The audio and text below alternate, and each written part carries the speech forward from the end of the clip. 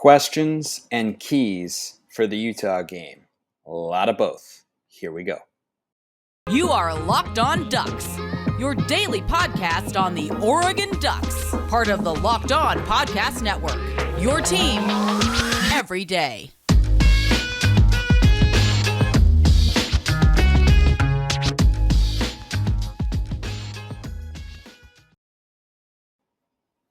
Yes, it is that time once again for Locked On Ducks. I'm your host, Spencer McLaughlin. Thank you so much for making this your first listen or your first view of the day. Part of the Locked On Podcast Network, your number one source to stay up to date with the Ducks. Like, comment, subscribe, please, and thank you wherever you listen to or watch this show, which today is brought to you by Underdog. Sign up on the Underdog Fantasy app with the promo code LOCKEDON, 2 words, and get your first deposit doubled up to $100. 1 word, actually, Locked On. Get your first deposit doubled with Underdog. Okay, so a lot of things on my mind at the moment, a lot of things on your mind going into this game against Utah.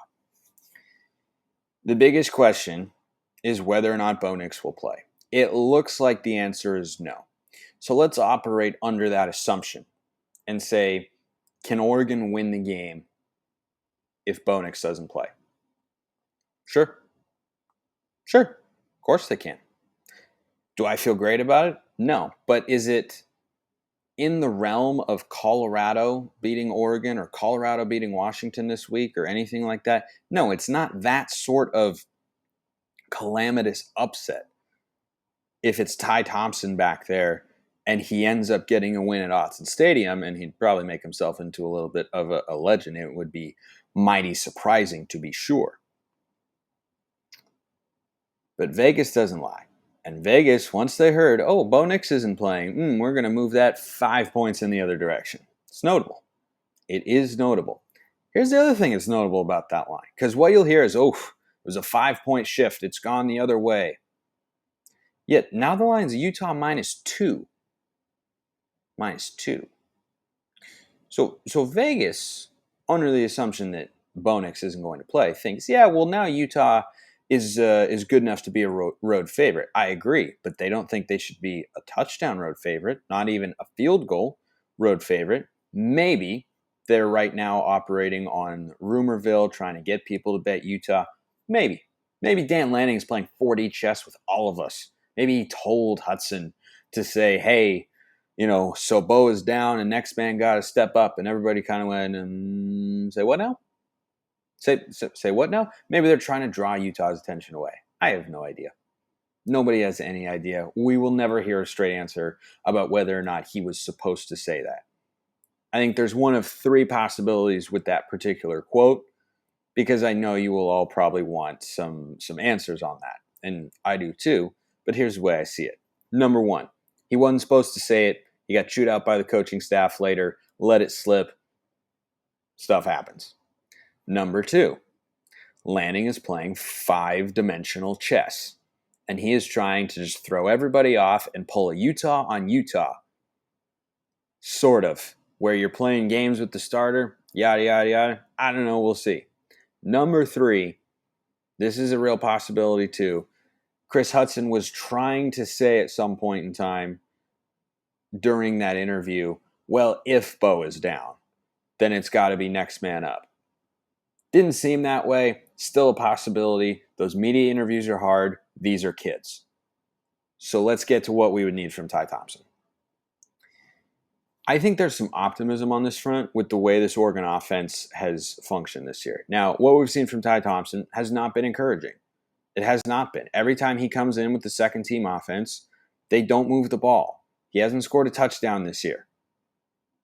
He's turned the ball over a couple times, created a bunch of negative plays. He hasn't felt in command of the offense or comfortable running the offense at this point in time. The flip side of that coin, however, is that when he gets into the game, does it feel like they're calling plays the same way they would when they're trying to score points? Not really. Is that a function of just wanting the game to end, or is it a function of not trusting Ty Thompson? I think you could go either way. I tend to lean towards they don't trust him, especially given that he came in, tie game, at home, against the Huskies, and they didn't trust him to put the ball in the air once. He did have an RPO on one play, but they weren't calling anything down the field. They were not willing to come in and take a shot. And you've seen backup quarterbacks do that in college football over the years. It's happened from time to time. But the optimism I will provide you with here is that Bo Nix has been really good running this offense this year. He's executed at a high level. He's done amazing things. His completion percentage, his running, his decision-making, most of all. I think that's the biggest thing Oregon would lose with Ty Thompson back there. The control and decision-making Bo Nix has had at the helm. He has steered this ship in a perfectly straight direction. But Bo Nix has not been the catalyst per se. Here's the difference. Has Bo Nix been important? Yes. Is he important? Yes. Is he a great player? Yes. Want to clarify all of that. But here's the point. If you watch USC at times feels like they are Caleb Williams dependent. They're relying on him to pick up a first down with his legs and get out of trouble. They're relying on him to scramble out of the pocket and chuck it down the field and play scramble drill. They're relying on him to make spectacular plays at times for them to move the ball. Bo Nix has had to make very good plays at times this year. He hasn't had to make spectacular ones. You know the runaround highlight he had at LSU last year? He hasn't had to do that with Auburn. Or he hasn't had to do that with Oregon. He had to do that at Auburn from time to time, but he hasn't had to. And so an Oregon team that just ran for over 300 yards against a Washington front four that is more stout and was going into the game than what Utah has been this year. This is not the same Utes defense as what we recall from a season ago when Oregon scored 17 points in 2 games. I think even with Ty Thompson, they could get over 20 points. Could they get over 30? That depends on how he's throwing the ball and what sort of reads he's able to make. But to say that this has been a core quarterback reliant offense is not accurate. It's been quarterback dependent for execution, but it doesn't need the incredible, the spectacular, the amazing. It just needs you to be able to make the right reads and execute some throws. So, do I have a lot of faith in Ty Thompson to do that at this point in time? Not really, based on what we've seen. I hope he proves me wrong. I hope he proves all of us wrong if he ends up being the starter. But do I think that it's just an incredibly impossible, unthinkable, unlikely situation to play out where he is able to move the ball and score enough points to win the game? No, because Kenny Dillingham has schemed things very well, and they have been a run-first team. For all the talk we had in the offseason and a year ago, when I first took over the show and then really in this offseason leading up to this 2022 campaign, it's been about, we ran the ball too much, needed to throw the ball a little bit more. I haven't crunched the numbers. I would imagine they are very close in terms of how often we ran the ball last year to how often we ran the ball this year. The difference is the passing plays that we have called this year have taken more downfield shots. We have more players who are capable of it because guys like Chris Hudson and Troy Franklin have gotten better. We have a quarterback who's more willing to take those shots, and we have a philosophy that wants it to be a part of it. But this is a run-first offense, and they use it to set up a lot of other plays. So again, it's not an air raid that Ty Thompson would be coming into. He's got to be able to make reads. He's got to be able to execute plays. But he doesn't have to go out there and throw the ball 35 times. Bo Nix, how many times this season has he been, 21 to 22? That's executing at a high level, or 21 to 25 rather, or 20 to 24, or whatever the case has been. But he hasn't needed to throw the ball 40 or more times, except for, I don't know how many attempts he had against Washington State. It was probably a lot. If you wanted to bet Ty Thompson's passing total if he's in there, or Bucky Irving's rushing total, because we'll probably run the ball, maybe even a little bit more than normal, lean on that offensive line, you got to go check out Underdog Fantasy, the easiest place to spice up the college football season. You can pick Bucky Irving, Troy Franklin. I'm sure Ty Thompson will be in there if he ends up playing. Bo Nix, anybody that you want on Oregon or any team in the Pac-12.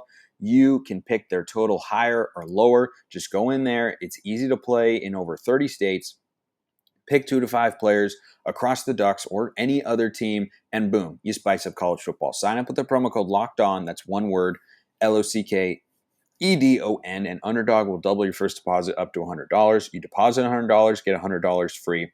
Go to UnderdogFantasy.com or find the Underdog Fantasy app in the App Store or Google Play Store. That's Underdog Fantasy, promo code Locked On, one word, to get in on the college football pick'em action today. You need Ty Thompson to make throws. You got to be able to take a shot every now and then, but overall, you just need him to complete some passes here and there, lean on that offensive line. And I think that is one of the biggest matchups in this game. Offensively, is the O-line able to run the ball so well that if it's Ty, and if it's Bo, offense runs as normal. Even if he's at just 80%, okay, you run the quarterback a little bit less, but everything else is the same. But if you've got Ty Thompson back there, the offensive line, it can't just be solid. It can't just be good. They have to be great.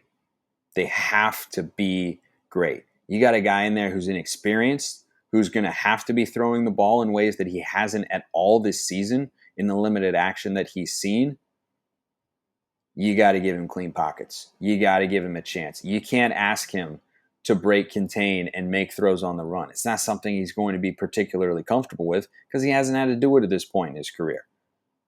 You got to keep him clean. And against this Utah front four, Oregon should be able to. Even if Forsyth isn't in there, third string center is Jackson Powers-Johnson, second string is Ryan Walk, and then JPJ would probably slide over at right guard and start. Whatever combination they've had, the offensive line's been really good. And they have to be at their absolute best to get the ground game going, to support a young and experienced quarterback, and to give him a chance to go through progressions, make reads, and settle into the game. Can't allow early pressure. And this is a Utah front four that against USC, whose offensive line is good, but still not as good as Oregon's is capable of being at points this season, they struggled to get after Caleb Williams. They really, really did. Some of that is that he's mobile. Some of it is he just had a bunch of time in the pocket. And if Ty Thompson can trust his offensive line, he could find some success. He could find some success. Not the level of what Bo's been playing at this year. If Ty is in there, you can be hopeful, optimistic, hope for him to have success and say, well, he's got to be able to do this, he's got to be able to do that. You can't expect him to execute this offense at the level that Bo Nix has been doing. You cannot expect that of the kid. He's a backup for a reason, and this would be his first start. I hope all this commentary is moot. I get the sense it's not going to be. But if he is going to play well enough to win this game, offensive line, with or without Alex Forsyth, their ringleader, their signal caller, and one of the best guys up there too, who's really experienced, whether he's there or not, guys are going to have to step up, bring their A game. Biggest defensive matchup and key here. Dalton Kincaid. I hope Gonzo just shadows Devon Vele. I like Vele. He's a good, solid receiver. I trust Gonzo and him a lot. They have similar body types, taller, a little skinnier, fast, but not super twitchy, but, just fast enough. I think Gonzo can shut him down. If he held T-Mac to like 4 catches for 60 yards or so, I think Vele could be well under that. If you want to go check out Underdog, pick a total. I think you take Vele under, assuming we actually allow Gonzo to shadow him. I want to see more man coverage this week because Utah's wide receivers are not that great. They're not that bad, right? Devon Vele's good. He's solid. He reminds me a lot of Devin Williams from a season ago. I think he's a touch better, but Money Parks is not Britton Covey, though he can make plays. He can 100% make plays. I think that'll be a Dante Manning matchup in one-on-one situations. The biggest thing for this Oregon defense, guys and girls out there watching or listening. I don't know how many of you are there. I'd be curious to know, by the way, guys, or any girls that watch or listen to the show. Ring in. I'm just genuinely curious. I know there are plenty of you out there, but I'm always curious as to how many, what the demographics are, where people are. Anyway, how do you slow down Dalton Kincaid?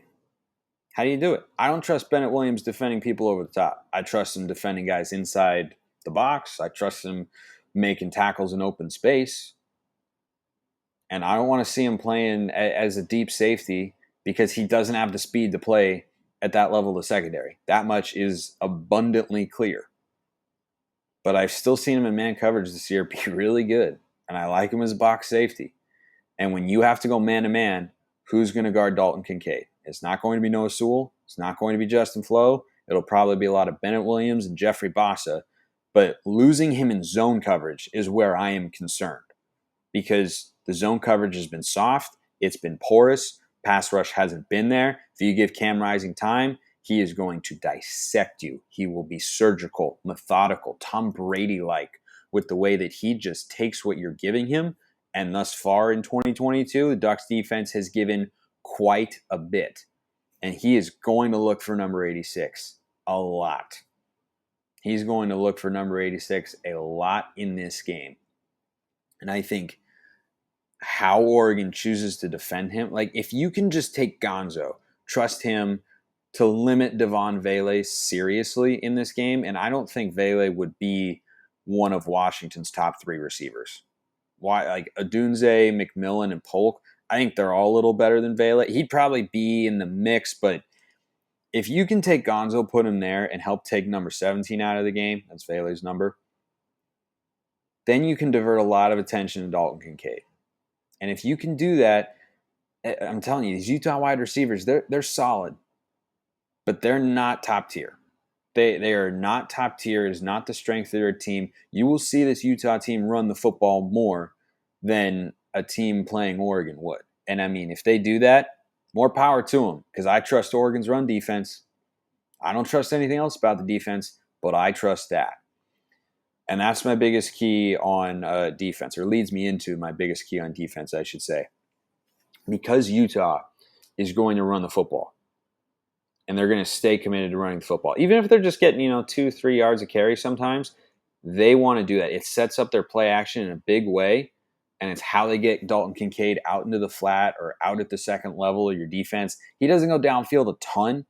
That's why I think I can safely say Bennett Williams could cover him, or at least match up decently well, because he doesn't really go down the field. That's where, we know Bennett struggles mightily. But I think if you can see Utah continue to run the football and defend the run the way you have this year, you're going to find yourself in a lot of third downs. And again, it's deja vu, right? It's deja vu, but a nightmare. Oregon, third down defense. I think you're going to see a lot of third downs in this game, because Utah at times is stubborn with the way they run the football. Cam Rising is good, but they don't want to air it out 35 to 40 times. It's not Michael Penix. It's not Jaden DeLora. It's not Cam Ward. It's not any of those Washington State quarterbacks of the past. It's just not the way they play. It's not the way that Kyle Whittingham fundamentally believes you should win a football game.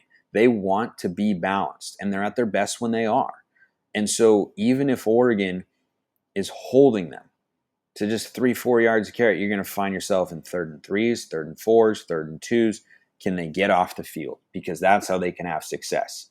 And going back to supporting a young quarterback potentially making his first career college start, yeah, the defense will have to play better, but you got to be able to get off the field. You got to be able to give him chances. You can't let him sit there on the sideline. You can't let Utah go on a 7-8 minute drive in your home stadium, Ty Thompson just sitting there watching, and then he comes off the bench and he's got to go in and try to execute the plays. Defense has to turn in one of their better showings of the year. Ty Thompson is not going to go out there and go 20 to 25 for 322 yards and 3 touchdowns. It's not going to happen. But statistically, if he can go out there and give you like 16 to 25 for 220, 2 touchdowns, maybe an interception, that can be good enough to win the game if the defense can get off the field on third down. Biggest key right there.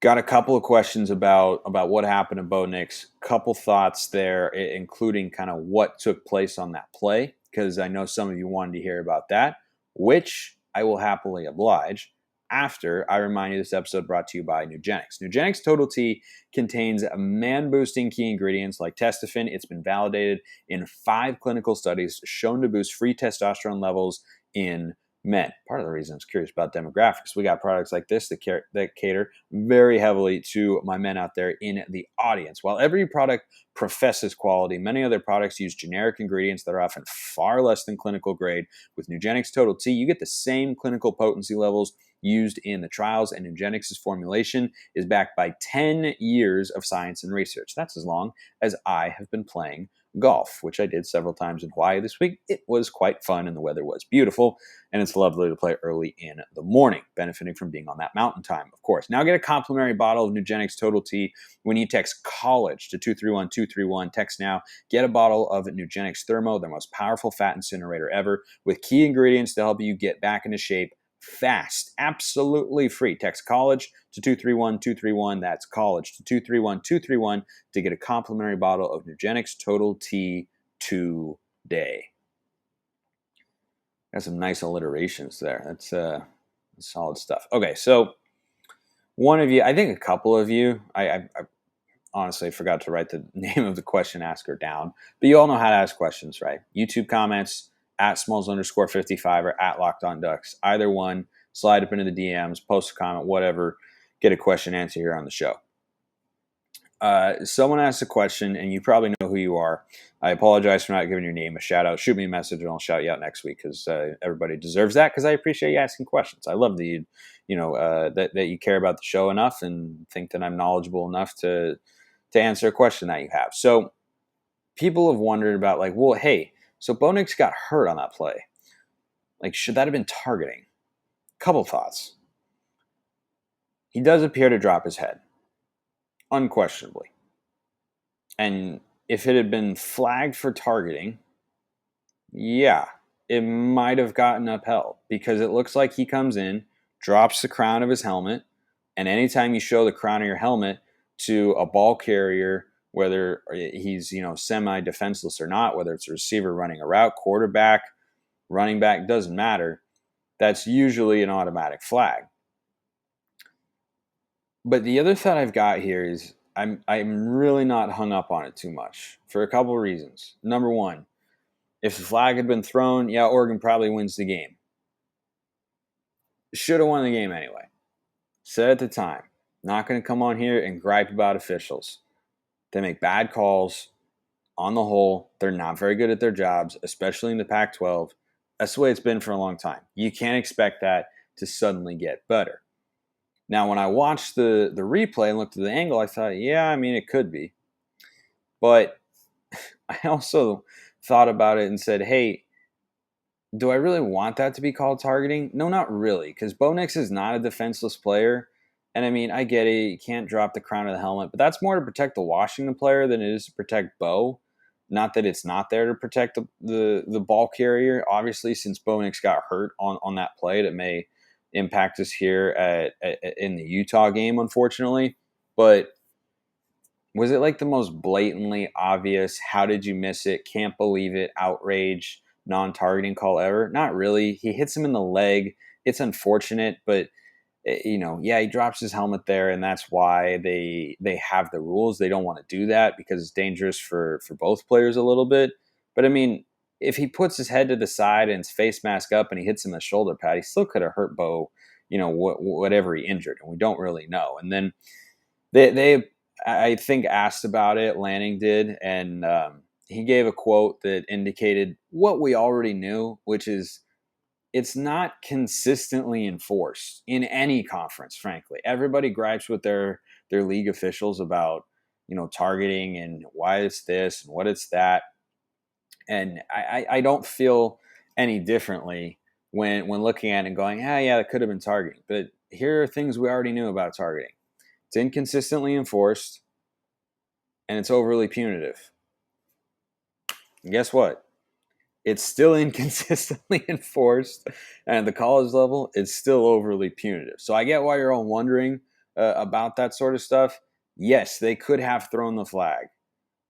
Am I, forever going to be peeved that they didn't? No, I'm forever going to be peeved that we allowed a 62-yard touchdown on 3rd and 7. That's what's going to peeve me about the game. Not that particular play.